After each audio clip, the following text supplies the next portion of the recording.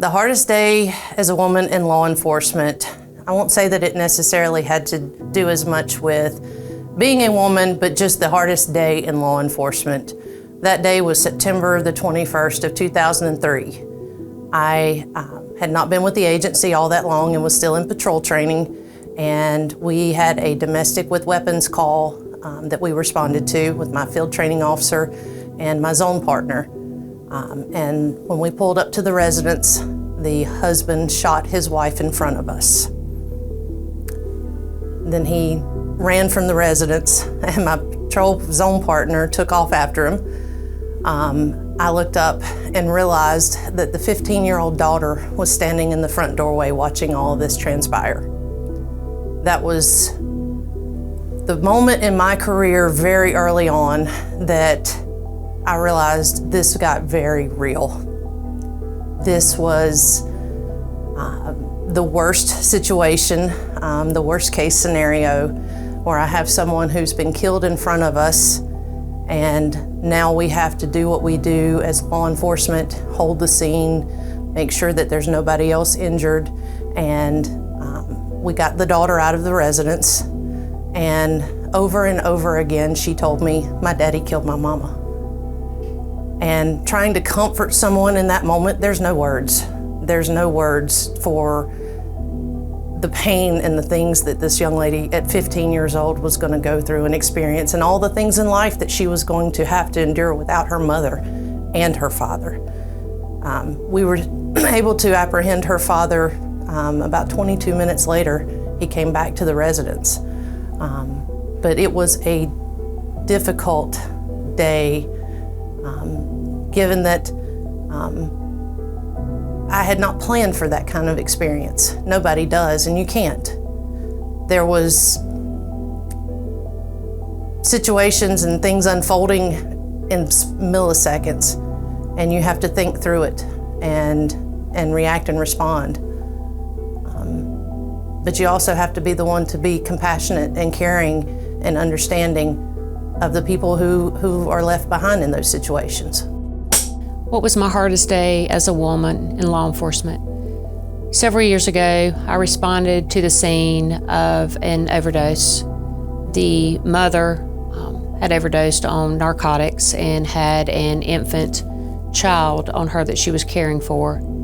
At first, we were not sure that the infant child was okay, but the good part of the story is the child survived, was able to receive medical attention. He had been with the mom for at least 5 days that we know of, and he was placed in foster care and now has been adopted and thriving with our community, giving back to that family.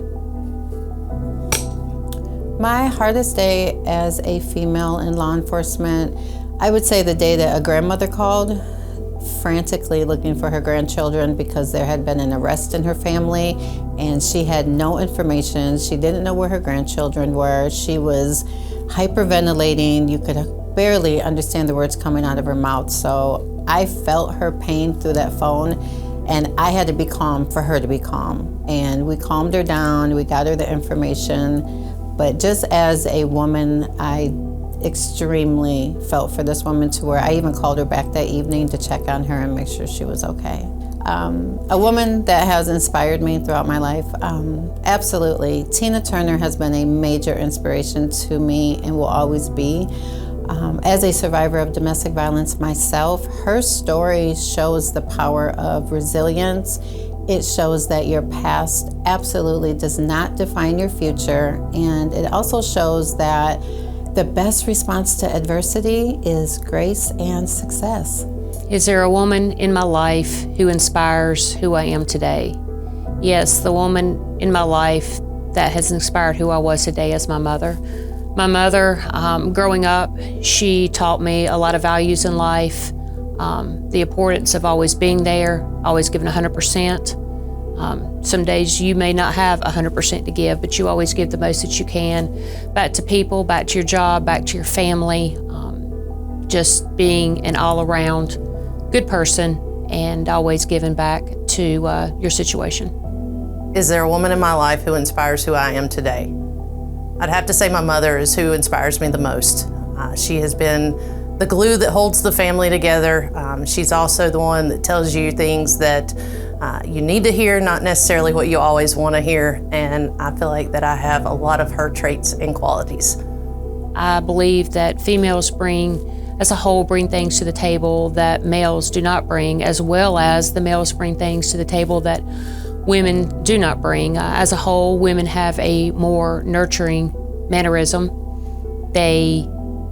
When they're on scene, sometimes what the victim or reporting party needs is for someone to be able to be more compassionate, more nurturing, and I think that helps them survive the situation that they're going through, or even be able to thrive at a later point in time after experiencing what they've gone through. If I were to go back and give any advice to my younger self, I would tell her, girl, it's gonna be okay.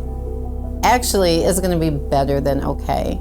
You just really need to make wise choices, prioritize your education, choose your crowds and your friends wisely, make sure that they're healthy for you, and always, always keep God first.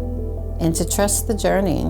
Even on those hard days, trust the journey, because every step you take is leading you to a future of fulfillment, promise, and more happiness than you could ever imagine, as well as great purpose in your life. If I could give any advice to my younger self, what would I tell her? Work harder and smarter than the next guy. I would tell her to always believe in herself, that you are your biggest cheerleader, and sometimes it's hard to, sometimes by nature you try to be a critic of yourself to make yourself better, but you also got to believe in yourself that you can accomplish your goals and be the best person that you can be, and to be there for people. Are there aspects of being a woman that get overlooked because we're in a male-dominated field? I don't know that I've ever felt like I've been overlooked.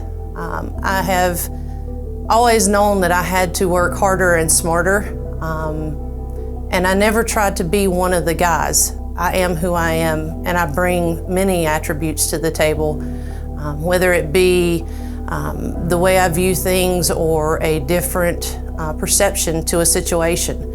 Oftentimes when we had domestic violence calls or things, I was able to relate to the male involved in the situation just as easily as a female. Whereas sometimes they didn't have quite the same response and reaction to the men that showed up. So it's always been, I never looked at this as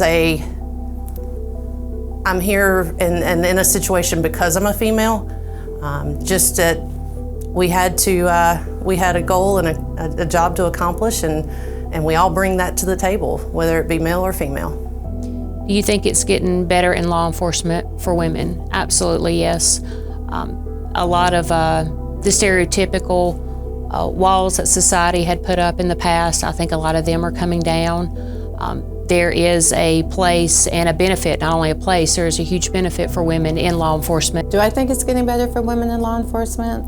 Absolutely. I've had the pleasure of working at several detention centers here in Winston-Salem and in Michigan, and I see these women just rising and overcoming and just taking it by force, and I'm proud to stand along and work beside them. How has the role of women in law enforcement changed throughout my career? I don't necessarily think that the role of a woman in law enforcement has changed drastically throughout my career. I think that the role of law enforcement officers and the struggles that we face as law enforcement officers are not based on gender. I think it's based more on the job. Do I think it's getting better for women in law enforcement? Yes. We have had many opportunities through promotions and training and all the things that are afforded to us within our agencies. I think there's been huge changes there, and the acceptance of women in law enforcement has greatly increased.